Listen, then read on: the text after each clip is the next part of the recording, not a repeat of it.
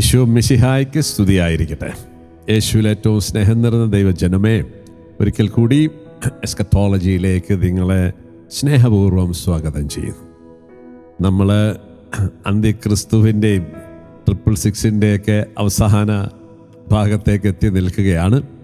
നമ്മൾ ഈ ദിവസങ്ങളിലൊക്കെ ഈ വലിയ രഹസ്യങ്ങൾ മനസ്സിലാക്കുന്നത് നമ്മുടെ വിശ്വാസത്തെ കുറെ കൂടി ബലപ്പെടുത്തുവാൻ വേണ്ടി, നമ്മളുടെ ജീവിതത്തിൻ്റെ ലക്ഷ്യത്തെക്കുറിച്ച് നല്ല ബോധ്യമുണ്ടാകാൻ കൂടിയിട്ടാണ്. ഓക്കെ, കാരണം നേരത്തെ ഞാൻ പറഞ്ഞതുപോലെ അന്ത്യക്രിസ്തുവിൻ്റെ പ്രവർത്തനം it is there, already it is there. Antichrist element is always there. അതുകൊണ്ട് നമ്മൾ ഇത് ഏതോ ഒരു കാലത്ത് വരാൻ പോകുന്നൊരു സാധനമാണെന്ന് വിചാരിച്ചിരുന്നാൽ നമ്മൾ വഞ്ചിക്കപ്പെടും. ഇതിപ്പോൾ തന്നെ നമ്മളുടെ കുടുംബത്തിൽ, അല്ലെങ്കിൽ നമ്മുടെ സമൂഹത്തിൽ, നമ്മുടെ കൂട്ടായ്മയിൽ, അല്ലെങ്കിൽ നമ്മളുടെ സഭയിൽ ഇറ്റ് ഈസ് ആക്റ്റീവാണ്.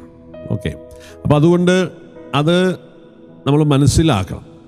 എന്തിനാന്ന് വെച്ച് കഴിഞ്ഞാൽ നമ്മൾ ഈ ഒരു കാലഘട്ടത്തിൻ്റെ പ്രത്യേകത എന്ന് പറയുമ്പോൾ, നമ്മളെല്ലാം ഈ വിശ്വാസത്തെ പ്രതി നമ്മൾ മുമ്പോട്ട് പോകുമ്പോൾ ഈ വിശ്വാസ സമൂഹത്തിൽ തന്നെ ആയിരിക്കും ഈ എലമെൻ്റ് കൂടുതൽ സ്ട്രോങ് ആയിട്ട് വരിക. അപ്പോൾ അത് കാണുമ്പോൾ നമ്മളിൽ സ്വാഭാവികമായിട്ട് വെറുപ്പ്, വിദ്വേഷം, വൈരാഗ്യം ഒക്കെ വരാൻ സാധ്യതയുണ്ട്. അപ്പോൾ അതുകൊണ്ട് നമ്മളെ ആത്മാവിൻ്റെ നാശത്തിന് അത് കാരണമാവും. കാരണം നമ്മളും ദൈവവുമായിട്ടുള്ള ബന്ധം വിച്ഛേദിക്കപ്പെടാൻ അത് കാരണം. അതുകൊണ്ടാണ് നമ്മൾ we have to very careful about ഈ the spirit, the anti Christ spirit എന്ന് പറയും. അത് എന്തിൻ്റെ പേരില്ല? ദൈവത്തിൻ്റെ പേരിൽ തന്നെയായിരിക്കും ഈ ബഹളമൊക്കെ ഉണ്ടാക്കുന്നത്. ദൈവത്തിൻ്റെ വിശ്വാസത്തിൻ്റെ പേരിലായിരിക്കും ഈ ബഹളം ഉണ്ടാക്കുക. അങ്ങനെയാണ് എല്ലാം സംഭവിക്കുക. പക്ഷെ അവിടെ നമ്മളൊരു കാര്യം മനസ്സിലാക്കിക്കൊള്ളണം. ഈ ദൈവം എന്ന് പറഞ്ഞാലും വിശ്വാസം എന്നൊക്കെ പറഞ്ഞു തന്നാൽ, ചിലപ്പോൾ സുവിശേഷ പ്രഘോഷം എന്നൊക്കെ പറഞ്ഞ ചില ആൾക്കാരൊക്കെ ഈ രീതിയിൽ ഞാൻ ലോകം മുഴുവൻ സുവിശേഷം പ്രസവിക്കാൻ പോകുകയാണ്, അതുകൊണ്ട് എനിക്ക് എന്നെ പോലെ ചെയ്യണം, അങ്ങനെ ചെയ്യണം എന്നൊക്കെ പറയുന്ന ആൾക്കാരാണ്. അതുകൊണ്ട് എനിക്ക് ഇവിടെ നിന്ന് ശരിയാവില്ല എന്നൊക്കെ പറയുന്ന ആൾക്കാരൊക്കെയാണ്.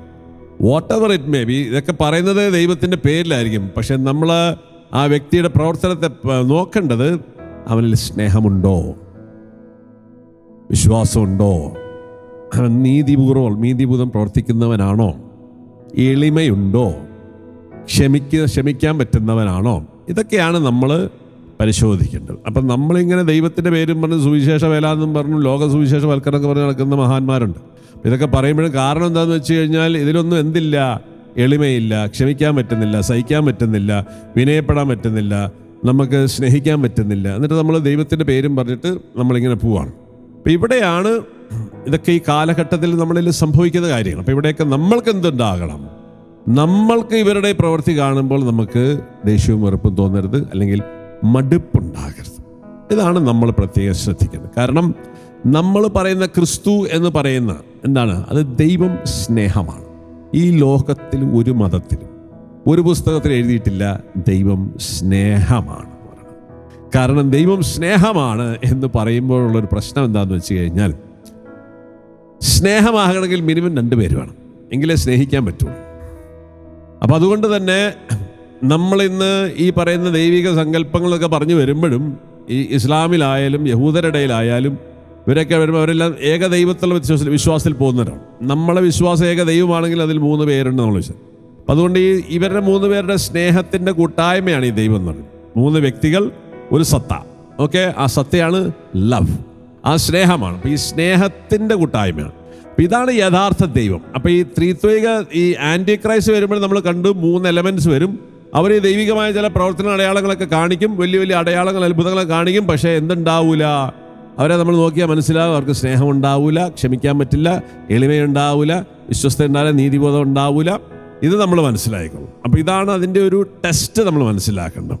അപ്പം വരുന്നതും ഈ രൂപത്തിൽ തന്നെ ആയിരിക്കും വരിക.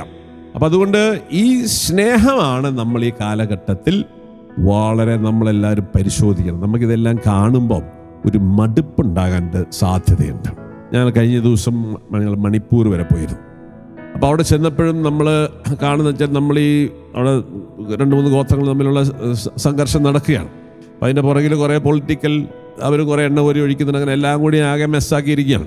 എങ്കിൽ what ever it may B, പ്രശ്നം എന്താണെന്ന് വെച്ച് കഴിഞ്ഞാൽ, ഇപ്പം നമ്മൾ കത്തോലിക്ക സഭയാണ് അവിടെ ഒരു വിഭാഗം കുറേ സൽപ്രവർത്തനം നമ്മൾ ഹോസ്പിറ്റലുകൾ, സ്കൂളുകൾ, പള്ളി, ഇതൊക്കെ പണി ചെയ്യുമ്പോഴും നമ്മൾ ഈ ചെയ്യുന്ന സമൂഹമാണ് നമ്മളെ വന്നിട്ട് പള്ളി കത്തിക്കുക, നമ്മുടെ സ്ഥാപനങ്ങൾ തള്ളി തകർക്കുക.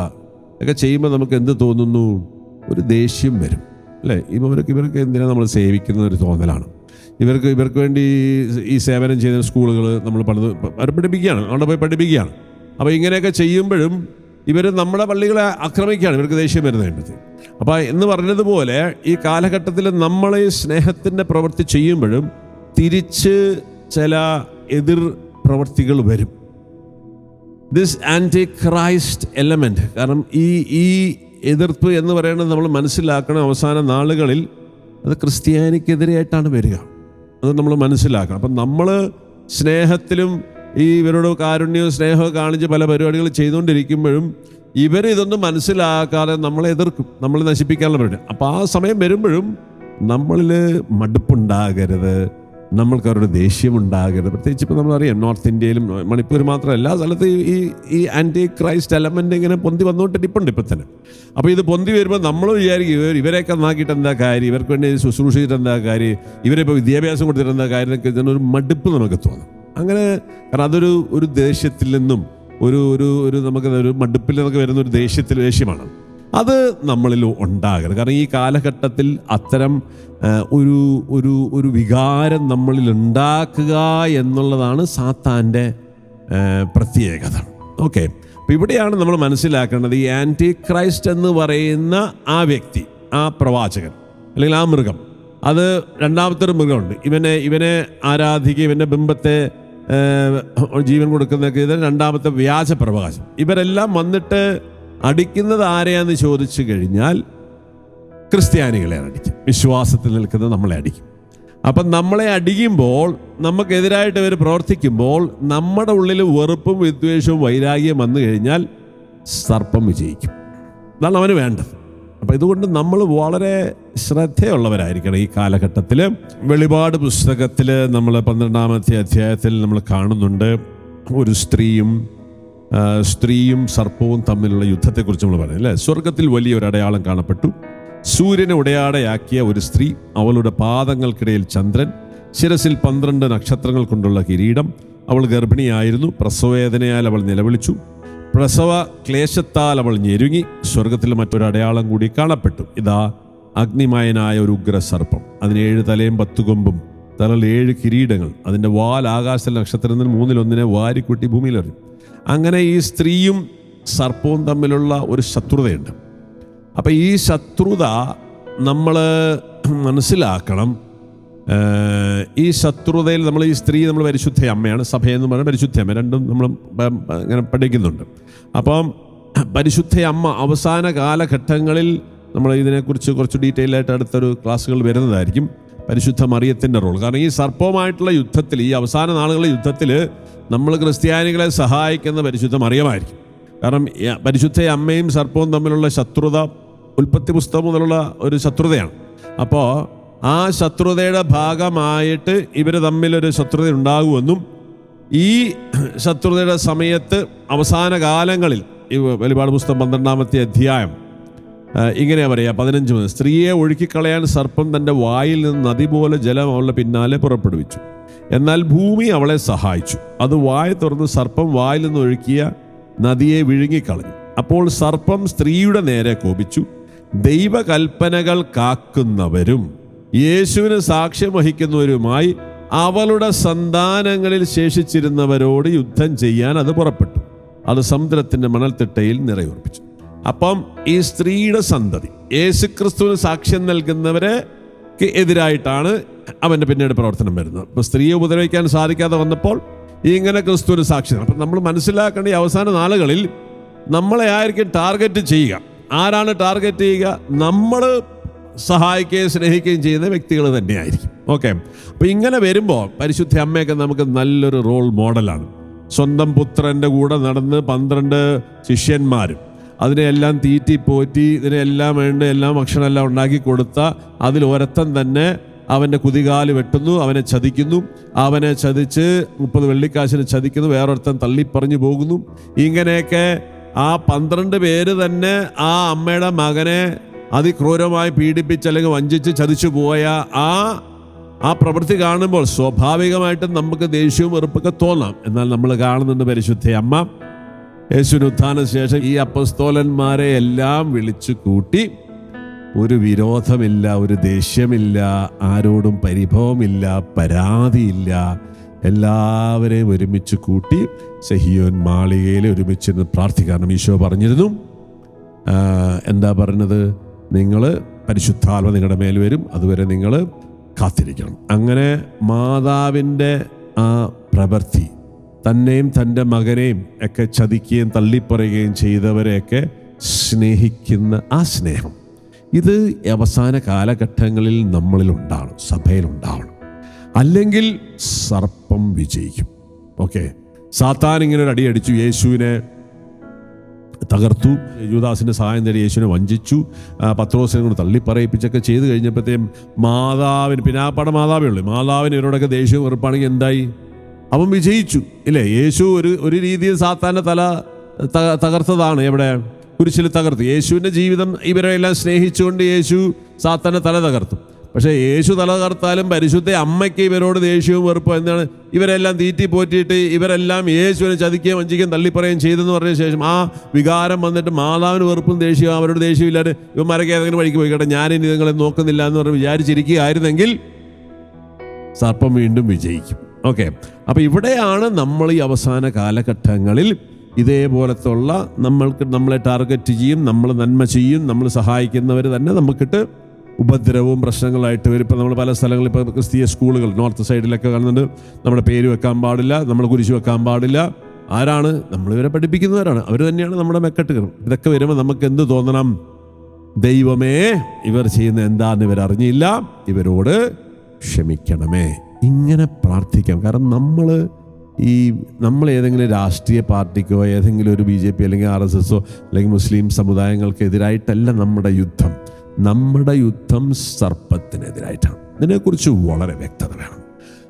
അതുകൊണ്ട് എല്ലാ സ്ഥലത്തും അനീതി, അക്രമവും, വെറുപ്പും, ദേഷ്യമൊക്കെ അവൻ ചീറ്റും. ഈ അവസാന കാലങ്ങളിൽ അവൻ്റെ ധ്വംസനം അങ്ങനെയാണ്. അത് ചീറ്റുമ്പോൾ ഈശോ നമുക്കൊരു മാതൃക കാട്ടി തന്നിട്ടുണ്ട്.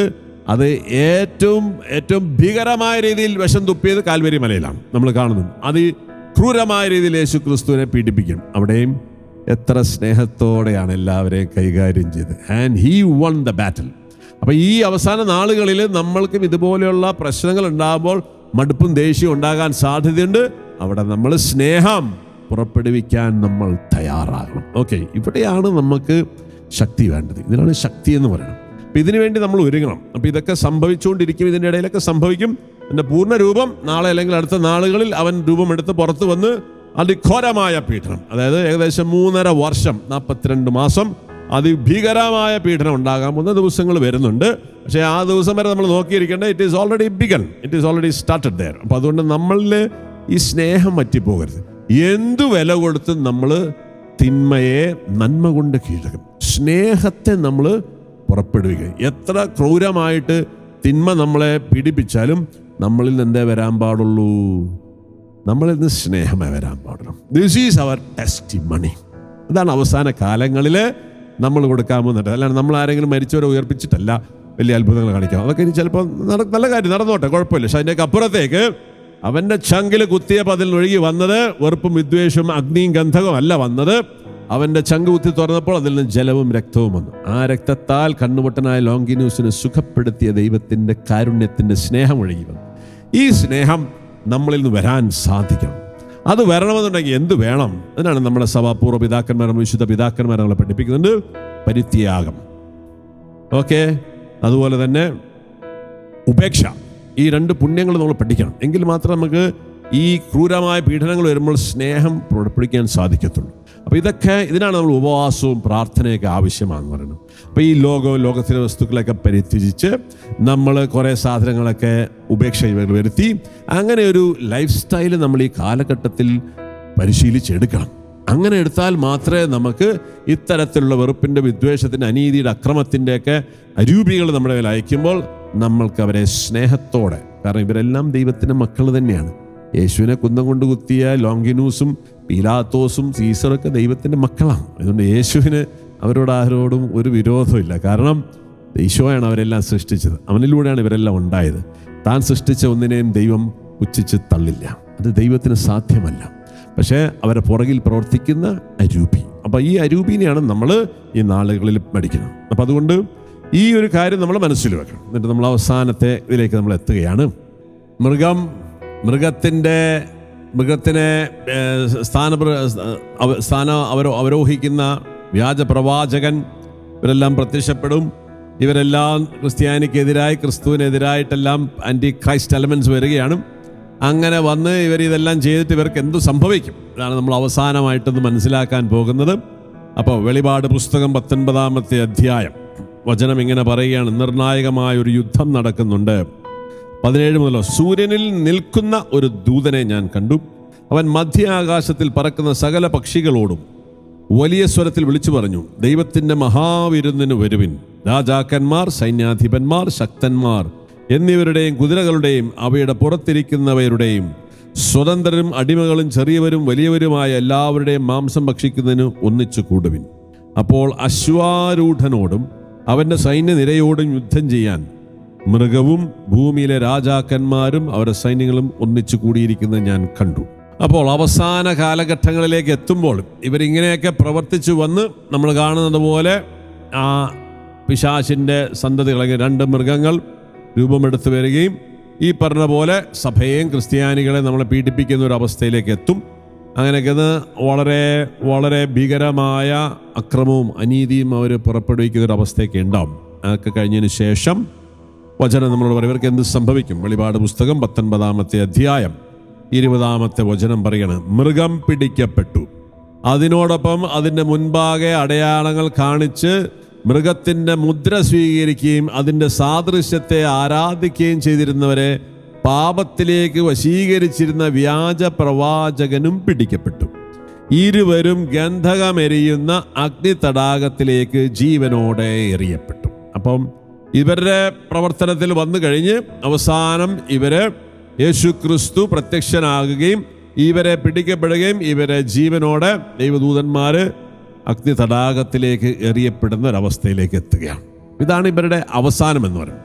പക്ഷേ അപ്പോഴും ഒരു കാര്യം ഒരാൾ ബാക്കിയുണ്ട്. ആരാണ്? മൃഗത്തിനെ പ്രചരിപ്പിക്കുന്ന വ്യാജ പ്രവാചകനാണ് ആദ്യം എറിയപ്പെടുന്നത്. അപ്പോഴും സർപ്പം ബാക്കി നിൽപ്പുണ്ട്. സർപ്പം അപ്പോഴും കീഴ്പ്പെട്ടിട്ടില്ല. സർപ്പത്തിൻ്റെ വിധി പുറകെയാണ് വരിക. അപ്പോൾ അങ്ങനെ വന്നിട്ട് നമ്മൾ കാണുന്നുണ്ട് സർപ്പം അവിടെ നിൽക്കുമ്പോഴും സർപ്പത്തെക്കുറിച്ചുള്ള വ്യാഖ്യാനം ഇങ്ങനെയാണ് എഴുതുക. 20-ാമത്തെ അധ്യായത്തിലേക്ക് വരുമ്പം ഒരു ദൂതൻ ഇറങ്ങുന്നത് ഞാൻ കണ്ട്. അവൻ്റെ കൈകളിൽ പാതാളത്തിൻ്റെ താക്കോലും വലിയൊരു ചങ്ങലയുമുണ്ട്. അവനൊരു ഉഗ്ര സർപ്പത്തെ, സാത്താനും പിശാചുമായ പുരാതന സർപ്പത്തെ പിടിച്ച് 1000 വർഷത്തേക്ക് ബന്ധനത്തിലാക്കി അതിനെ പാതാളത്തിലേക്ക് എറിഞ്ഞ് വാതിലടച്ച് മുദ്ര വെച്ചു. 1000 വർഷം തികയുവോളം ജനതകളെ വഞ്ചിക്കാതിരിക്കുന്നതിന് വേണ്ടിയാണത്. അപ്പം ഇങ്ങനെ ഒരു ഭാഗം നമ്മൾ പറയുന്നുണ്ട്. അപ്പോഴും സാത്താൻ, യഥാർത്ഥ സർപ്പം അപ്പോഴും പിടിക്കപ്പെട്ടിട്ടില്ല, അവൻ ശിക്ഷിക്കപ്പെട്ടിട്ടില്ല. ഓക്കെ, അവൻ്റെ ശിക്ഷ പുറകെയാണ് വരുന്നതെന്നാണ് വചനം നമ്മളെ കാണിക്കുന്നത്.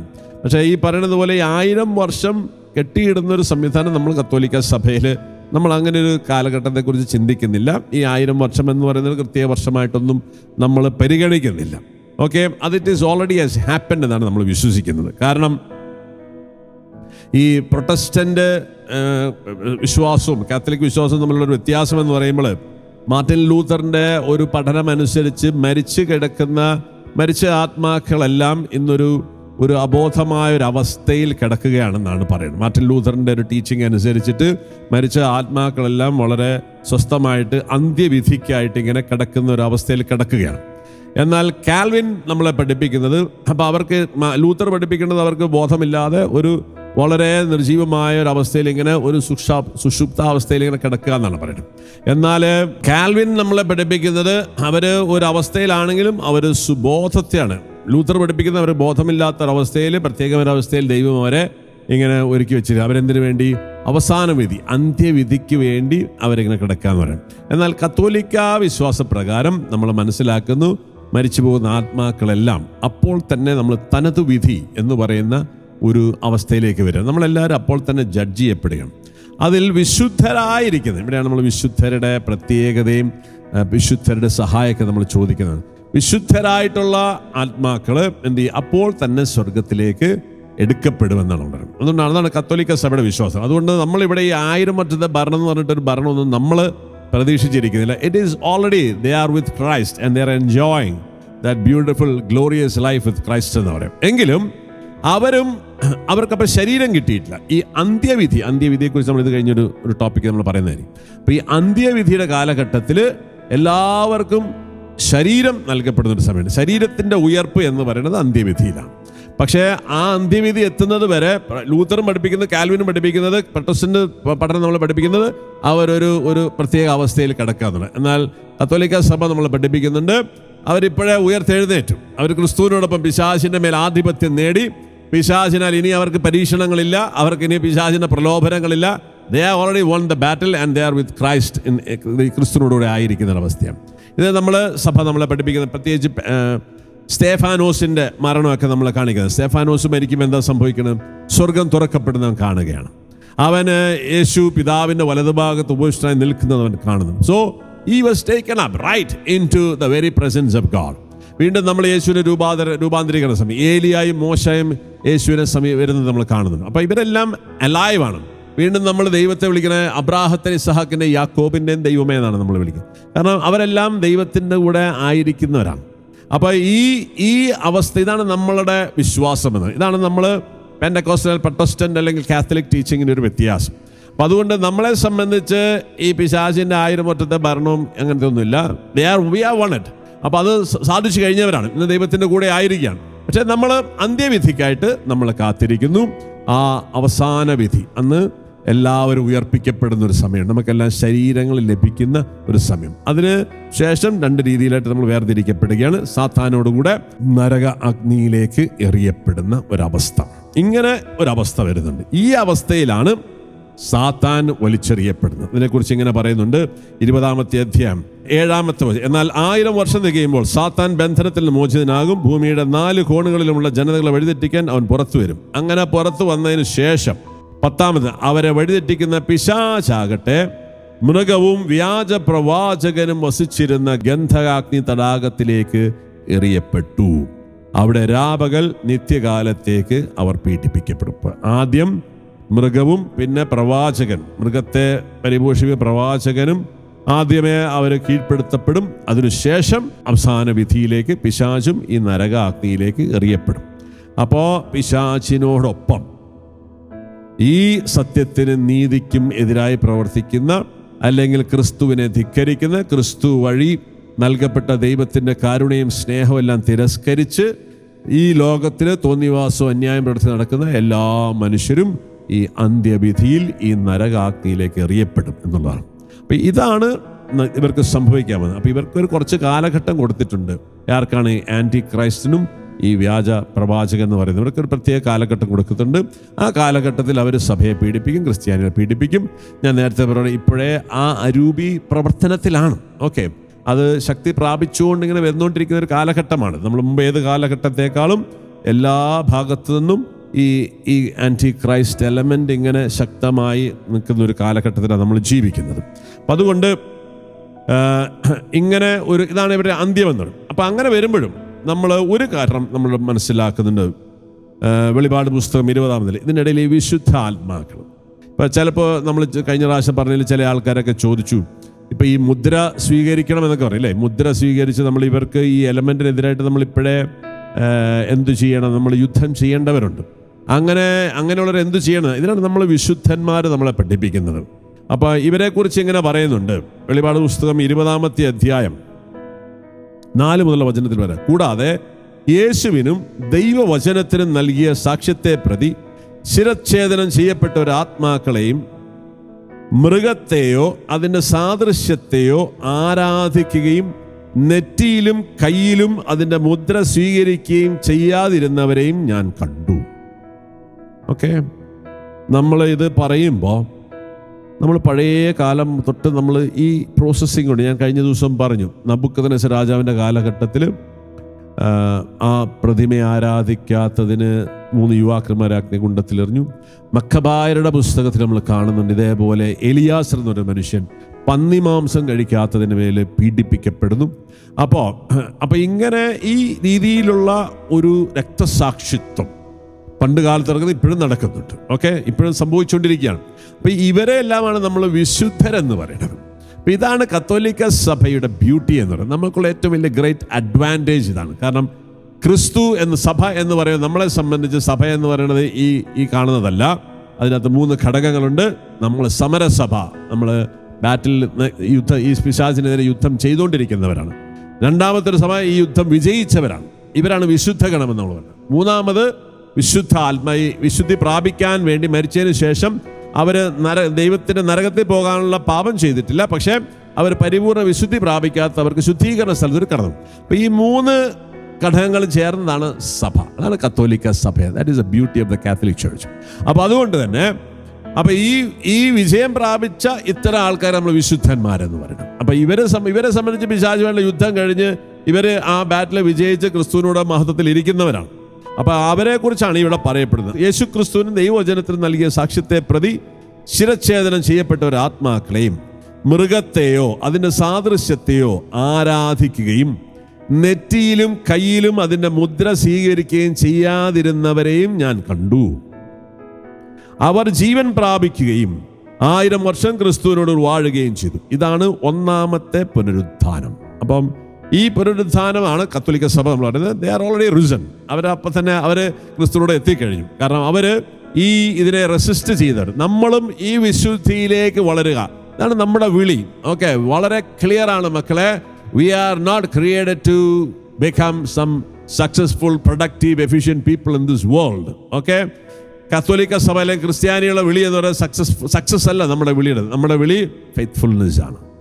വിശുദ്ധ മദർ തെരേസ നമ്മളെ പഠിപ്പിക്കുന്നുണ്ട്, God doesn't want you to be successful. കാരണം ഇന്നത്തെ ലോകം നമ്മളെ പഠിപ്പിക്കുകയാണ്, you have to be successful, you have to be productive, you have to be effective ആകണം, എഫിഷ്യൻസി ഉണ്ടാകണം, പ്രൊഡക്ടിവിറ്റി ഉണ്ടാകണം. ഇതൊക്കെയാണ് ഇന്നത്തെ കാലഘട്ടം പറയാം. അതിനെന്ത് വേണം? നിങ്ങൾ എന്ത് തോന്നിവാസവും ചെയ്യുക. അതാണ് ഇന്നത്തെ കാര്യം. അനീതി, അക്രമം എന്ത് ചെയ്താലും കാര്യമില്ല. എങ്ങനെയെങ്കിലും ആരെ തട്ടിച്ചായാലും ആരെ വഞ്ചിച്ചായാലും ആരെ ചതിച്ചായാലും നീ ഈ ലോകത്തിൽ വിജയിക്കുക. ഇല്ല, നമുക്ക് ഈ ലോകത്തിൽ വിജയമല്ല നമ്മുടെ ലക്ഷ്യം. നമ്മുടെ ലക്ഷ്യം സ്വർഗമാണ്. അതുകൊണ്ട് we have to be very careful. ഇവിടേക്കാണ് നമ്മളെ വിശുദ്ധ ആത്മാക്കളൊക്കെ നമുക്ക് നല്ല മാതൃക. നമ്മുടെ സഭയിൽ ഇന്ന് പെന്തക്കോസ്തക്കാരൊക്കെ നമ്മളെ കളിയാക്കുക, നിങ്ങളുടെ സഭയിൽ എന്തിനാണ് ഈ വിഗ്രഹങ്ങളെ കൊണ്ടുപോയി? വിഗ്രഹങ്ങളൊന്നും അതൊന്നും വിഗ്രഹങ്ങളല്ല.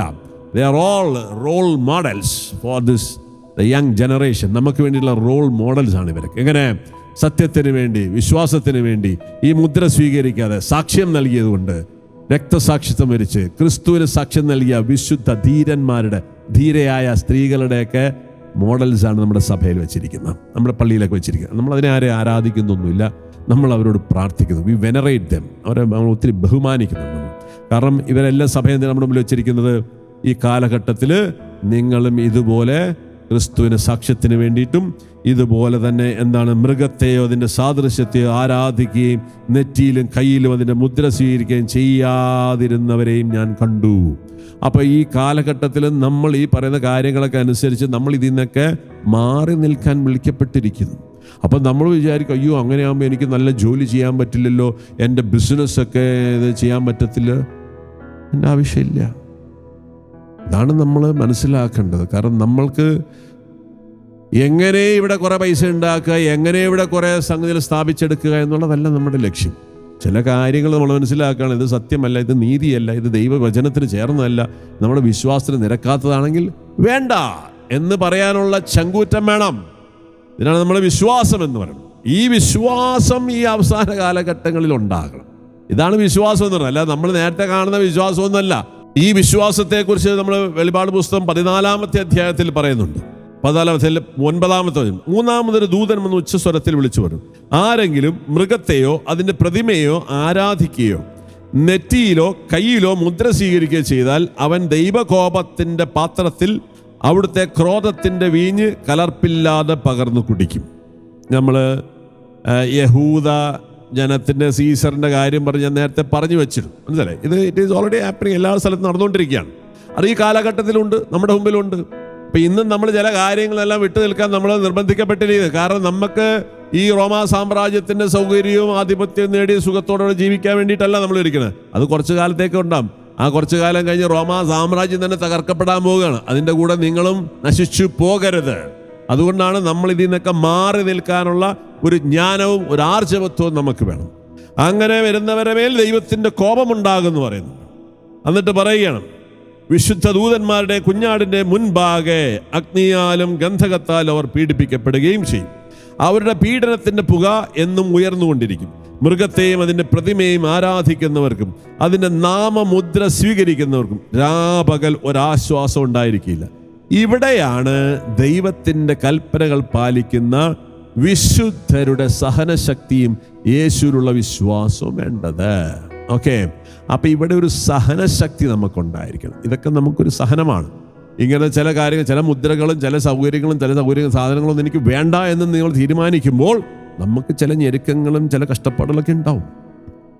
ആ ഞെരുക്കങ്ങളും കഷ്ടപ്പാടും സ്വീകരിക്കാൻ നമ്മൾ തയ്യാറായി. ഇതിൻ്റെ പേരാണ് വിശ്വാസം. ഇവിടെയാണ് ദൈവത്തിൻ്റെ കൽപ്പനകൾ പാലിക്കുന്ന വിശുദ്ധരുടെ സഹനശക്തിയും യേശുള്ള വിശ്വാസവും വേണ്ടത്. ഹെബ്രായ ലേഖനത്തിൽ ഈ വിശ്വാസത്തെക്കുറിച്ച് പഠിപ്പിക്കുമ്പോൾ ഹെബ്രായ ലേഖനം 11-ാമത്തെ അധ്യായം 24-ാമത്തെ വചനം, മോശ വളർന്നു വന്നപ്പോൾ ഫറവോയുടെ മകളുടെ മകൻ എന്ന് വിളിക്കപ്പെടുന്നത് വിശ്വാസം മൂലം അവൻ നിഷേധിച്ചു. പാപത്തിന്റെ നൈമിഷിക സുഖങ്ങൾ ആസ്വദിക്കുന്നതിനേക്കാൾ ദൈവജനത്തിന്റെ കഷ്ടപ്പാടുകൾ പങ്കുചേരുന്നതിനാണ് അവൻ ഇഷ്ടപ്പെട്ടത്. ക്രിസ്തുവിനെ പ്രതി സഹിക്കുന്ന നിന്ദനങ്ങൾ ഈജിപ്തിലെ നിധികളെക്കാൾ വിലയേറിയ സമ്പത്തായി അവൻ കരുതി.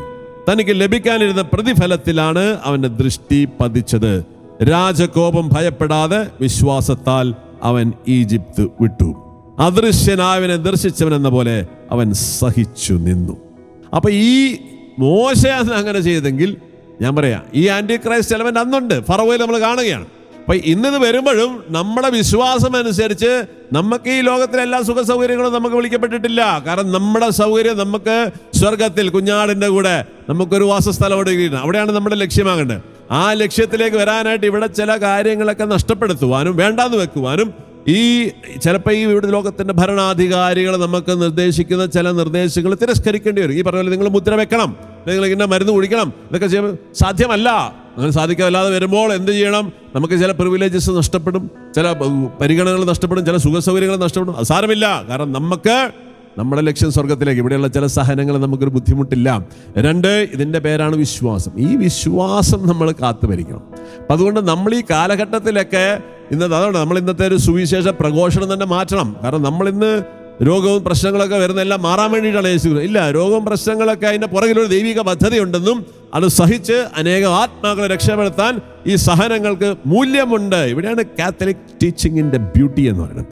നീ സഹിക്കുന്ന എല്ലാ സഹനത്തിനും, ഏറ്റവും നിസ്സാരമായ സഹനം, ഏറ്റവും ഭീകരമായ സഹനത്തിനും ആയിരക്കണക്കിന് ആത്മാക്കളെ രക്ഷിക്കാനുള്ള കപ്പാസിറ്റി ഉണ്ട്. That is our business. അപ്പം ഇത്തരത്തിലുള്ള നമ്മൾ ഇത്തരത്തിൽ മുദ്ര സ്വീകരിക്കാതെ വരുമ്പോഴും ഇവർ പറയുന്ന നിർദ്ദേശങ്ങൾ സ്വീകരിക്കാതെ ജീവിക്കും. നമുക്ക് ചില പീഡനങ്ങളും തിരസ്കാരങ്ങളും പല രീതിയിലുള്ള പീഡനങ്ങൾ ഉണ്ടാകാം.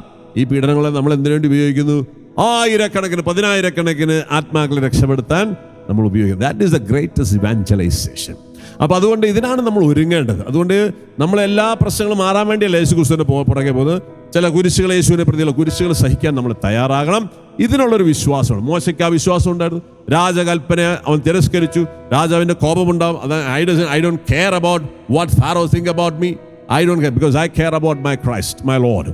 അപ്പോൾ ഈ രീതിയിൽ വിശ്വാസത്തിലേക്ക് വളരാൻ നമുക്ക് സാധിക്കണം. ഓക്കെ, അപ്പോൾ ഇതാണ് വിശ്വാസത്തിൻ്റെ പ്രധാനമെന്നത്. അങ്ങനെ വന്ന് എന്തു പറയുന്നു? ഇതിനൊക്കെ എതിർത്ത് നിൽക്കാനും ചിലതൊക്കെ വേണ്ടാന്ന് വെക്കുമ്പോഴും നമുക്ക് ചില സഹനങ്ങളും കഷ്ടപ്പാടുകളൊക്കെ ഉണ്ടാവും. സാരമില്ല, നമുക്ക് ഈ ലോകത്തിന് വേണ്ടിയിട്ടല്ല നമ്മൾ സൃഷ്ടിക്കപ്പെട്ടിരിക്കുന്നത്. അപ്പം അത്തരത്തിലുള്ള വേദനകളും സഹനങ്ങളും എടുക്കാൻ നമ്മൾ ഇതിന് പേരാണ് വിശ്വാസം എന്ന് പറയുന്നത്. അപ്പം ഈ വിശ്വാസം ഈ കാലഘട്ടത്തിൽ നമ്മൾക്കുണ്ടാകണം ദൈവം ആഗ്രഹിക്കും. അങ്ങനെ അവസാനം വചനം പറയുകയാണ്, ഇതാണ് 1-ാമത്തെ പുനരുത്ഥാനം. ഓക്കെ, അപ്പോൾ ഈ വിശുദ്ധ ആത്മാക്കളെ കുറിച്ച്, അങ്ങനെ മുദ്ര പതിക്കാത്തവരും ക്രിസ്തുവിന് സാക്ഷി നൽകിയതിനെ പ്രതി രക്തസാക്ഷ്യം വഹിച്ചവരുമായ വിശുദ്ധ ഗണങ്ങൾ ഉയർത്തെഴുന്നേൽക്കുക. ഇതിനെ വെളിപാട് പുസ്തകം 1-ാം പുനരുത്ഥാനം എന്ന് പറയും. ഇനി 2-ാമൊരു പുനരുത്ഥാനം ഉണ്ടെന്ന് പറയപ്പെടുന്നുണ്ട്. എന്താണ് പറയുക? ഇതാണ് 1-ാമത്തെ പുനരുത്ഥാനം. മരിച്ചവരിൽ അവശേഷിച്ചവർ 1000 വർഷം പൂർത്തിയാകുന്നവരെ ജീവൻ പ്രാപിച്ചില്ല. 1-ാമത്തെ പുനരുത്ഥാനത്തിൽ പങ്കുകൊള്ളുന്നവർ അനുഗ്രഹീതരും പരിശുദ്ധരുമാണ്. ഇവരുടെ മേൽ 2-ാമത്തെ മരണത്തിന് അധികാരമില്ല. ഇവർ ദൈവത്തിൻ്റെയും ക്രിസ്തുവിൻ്റെയും പുരോഹിതന്മാരായിരിക്കും. അവർ അവനോടുകൂടെ 1000 വർഷം വാഴുകയും ചെയ്യും. അപ്പം it is already happening in Catholic church. Okay, നമുക്കിനി 1000 വർഷത്തെ ഭരണമൊന്നുമില്ല. എല്ലാ വിശുദ്ധന്മാരും ഇന്ന് ദൈവത്തിൻ്റെ കൂടെ അതിസൗഭാഗ്യകരമായ ആ ഭരണം നടത്തിക്കൊണ്ടിരിക്കുന്നത്. They are still controlling this world. Okay, അതുകൊണ്ടാണ് കൊച്ചു ത്രേസ്യയൊക്കെ പോകുമ്പോൾ മരിച്ചിരിക്കും പറയാണ്, ഞാൻ മരിക്കുന്നതിനോട് നിങ്ങൾ സങ്കടപ്പെടേണ്ട കാര്യമില്ല, ഞാൻ ഈ ഭൂമിയിലായിരിക്കുന്നതിനേക്കാൾ കൂടുതൽ നന്മ നിങ്ങൾക്ക് മരിച്ചു കഴിഞ്ഞാൽ ചെയ്യാൻ സാധിക്കും. Once I am united with Christ, I can do 100 times more blessings to you. Okay, 100 times more goodness I can do to this world. But this is already happening. Okay, ഇതാണ് കത്തോലിക്ക സഭ നമ്മളെ പഠിപ്പിക്കണം. അങ്ങനെ നമ്മൾ ഈ വിശുദ്ധരാവുക ആണ് നമ്മുടെ വിളി എന്ന് പറയുന്നത്. നമ്മുടെ വിളി പ്രൊഡക്ടിവിറ്റി അല്ല, എഫിഷ്യൻസി അല്ല. നമ്മുടെ വിളി ഹോളിനെസ് ആണ്, പരിശുദ്ധിയാണ്. ഈ പരിശുദ്ധിയിലേക്ക് വരണമെങ്കിൽ ഈ പറഞ്ഞ ഘടകങ്ങളൊക്കെ ചിലർക്ക് വേണ്ടാന്ന് വെക്കണം, ചിലർക്ക് തിരസ്കരിക്കേണ്ടി വരും. ഇങ്ങനെ തിരസ്കരിക്കുമ്പോൾ നമുക്ക് പീഡനമുണ്ടാകും, നമ്മൾ എന്താ പറയുക, ഒറ്റപ്പെടാൻ സാധ്യതയുണ്ട്.